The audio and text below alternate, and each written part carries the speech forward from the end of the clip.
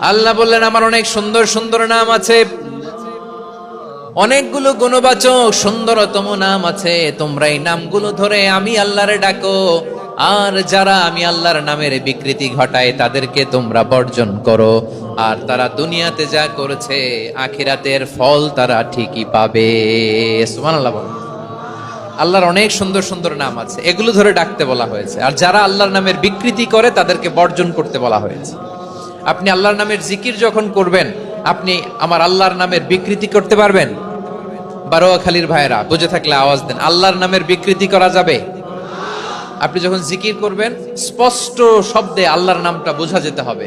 সুবহানাল্লাহ, ওয়ালহামদুলিল্লাহ, লা ইলাহা ইল্লাল্লাহ, আল্লাহু আকবার।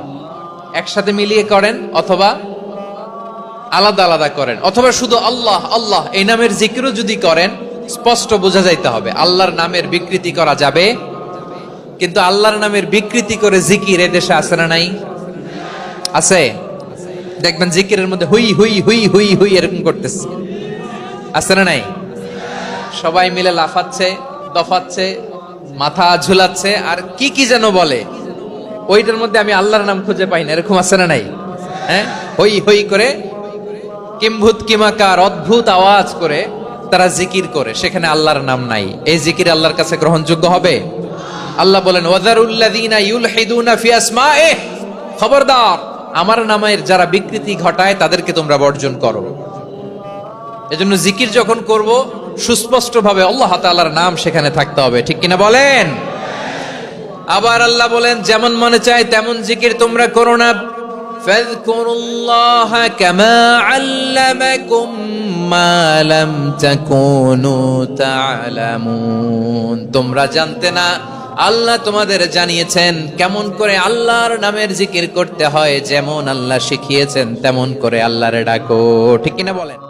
আমরা অনেক সময় ছোটখাটো জিনিসগুলোকে গুরুত্ব দেই না। আল্লাহর হাবিব সাল্লাল্লাহু আলাইহি ওয়াসাল্লাম বলেছেন ওয়ালা তাহকিরান্না মিনাল মা'রুফি শাইআ ওয়ালাউ আন তালকা আখাকা বিওয়াজহিন তালিক। তোমরা কোনো ভালো ছোট ভালো কাজকে আন্ডারমাইন করো না, ছোট মনে করো না। যে কোনো ভালো কাজ হোক এটাকে ছোট করবে না। তুমি তোমার ভাইয়ের সাথে দেখা হলো যে মুচকি হাসি দিয়ে কথা বলো, এটাও কাজে লাগবে। এটাও সেদিন মিজানের পাল্লায় তোমার নাজাতের বড় মেজর একটা ওসিলা হয়ে যেতে পারে। তাবাসসুমুকা ফি ওয়াজহি আখিকা সাদাকা। দেখলেন, সালাম দিলেন, একটা মুচকি হাসি, এটা সাদাকা দেওয়ার সওয়াব। সুবহানাল্লাহ, এটাও সেদিন কাজে লেগে যাবে। সো ফামাইয়া আমাল মিসকালা যাররাতিন খাইরান ইয়ারা ওয়া মাইয়া আমাল মিসকালা যাররাতিন শাররান ইয়ারা। ছোট ভালো কাজ যদি করো সেটাও দেখবে, ছোট খারাপ কাজ যদি করো সেটাও দেখতে পাবে। যত ছোট ভালো কাজ করেন, রাস্তায় একটা ধরেন যে কলার ছোলা পড়েছিল, ভাবলেন যে এইটা সরাই দেই একটু, আমি ইমাতাতুল আদা আনিত তারিক হবে, মানুষ পিছলে পড়লে পা ভাঙবে, তো এই ময়লাটা একটু সরাই দিলেন। কলার একটা ছোলা পড়েছিল, খোসা, এটা ফেলে দেখবেন যে ওই দিন এটাও রেজিস্টার করা আছে, এটাও লেখা। মুরব্বী একজন আসছে, আপনার বসার সিট ছিল, ওনার সিট ছিল না, উঠে দাঁড়িয়ে তাকে বসার সুযোগ করে দিয়েছে। ওই দিন দেখবেন যে এটাও লেখা, এটার জন্য অনেক সওয়াব রেজিস্ট্রেশন করা আছে। ফিউ সেকেন্ডস এর একটা নেক কাজ, কিন্তু সেদিন দেখবেন আমল নামায় সেটাও লেখা।